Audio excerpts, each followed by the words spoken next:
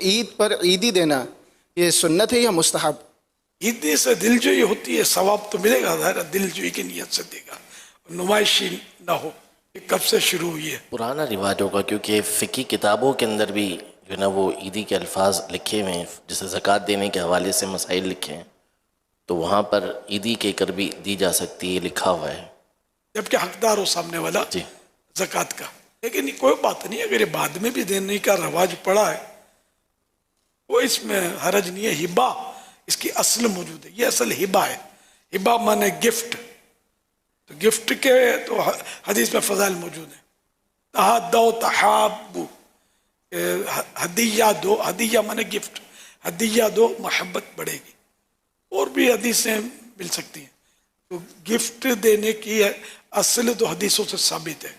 اب اس کا نام یہ خوشی کے دن آیا تو عیدی رکھتے ہیں، شادی کا موقع آیا تو کچھ اور شاید نام سے دیتے ہوں گے گفٹ، شادی کی مبارکی، تو اور بچہ پیدا ہوتا ہے تو کچھ مٹھائی دیتے ہیں، تو اس طرح مختلف ناموں سے یہ ہوتا ہبہ ہے۔ تو ہبہ جو ہے نا یہ عیدی ہبہ ہے، یہ گفٹ ہے، یہ تحفہ ہے، اور تحفہ دینا کار ثواب ہے۔ بلا وجہ اس پر کیلو کال کرنا، پہلے یہ نہیں تھا، پہلے وہ نہیں تھا، کہاں سے نکال کر لیا ہے۔ اردو زبان پہلے تھی کیا؟ کسی صحابی کی اردو زبان تھی ہے تو بتا دو۔ اور بہت ساری باتیں ہیں، بخاری میں دکھاؤ، بخاری میں دکھاؤ۔ بخاری کسی صحابی کی لکھی ہوئی ہے کیا؟ یہ بہت کم لوگوں کو پتا ہوگا کہ بخاری شریف جو ہے نا، یہ نہ صحابی نے لکھی، نہ تابعی نے لکھی، نہ تبع تابعی نے لکھی، یہ بات کے بزرگ نے لکھی ہے۔ امام محمد بن اسماعیل بخاری رحمۃ اللہ علیہ بہت زبردست عالم اور محدث تھے، انہوں نے یہ جمع کی حدیثیں۔ تو یہ حدیثوں کے ان کی کوششیں اور ان کی احتیاطیں اتنی زیادہ تھیں، اتنے پرہیزگار تھے، اتنی احتیاط کرتے تھے سرکار صلی اللہ علیہ وسلم کا فرمان لینے میں کہ عقل کام نہیں کرتی۔ یہ بہت بات کے بزرگ ہیں۔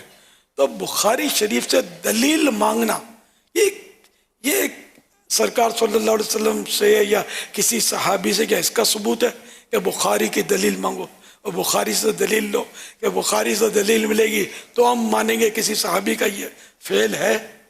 نہیں، انڈرسٹوڈ نہیں ہے۔ تو یہ اہل علم کو بھی مجھ سے اختلاف نہیں کرے گا کہ امام بخاری تو بات کے ہیں، یہ بس ہے مطلب دماغ میں بٹھا دیا ہے، قرآن سے دلیل چاہیے ہم کو، قرآن سے دلیل چاہیے، یوں بھی بولتے ہیں۔ ارے بھائی، پانچوں نمازیں جو ہم پڑھتے ہیں اس کا طریقہ کار جو ہے یہ قرآن سے تم ثابت کرو، ہم تم کو جو پوچھتے ہو ثابت کر دیں گے۔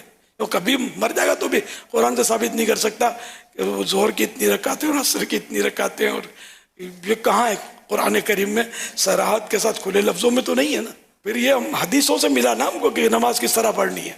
قرآن کریم کو سمجھنے کے لیے حدیث ضروری ہے، اس کے بغیر سمجھ ہی نہیں سکتا۔ تو یہ طرح طرح کے مطلب یہ کہ فتنے اٹھتے رہتے ہیں۔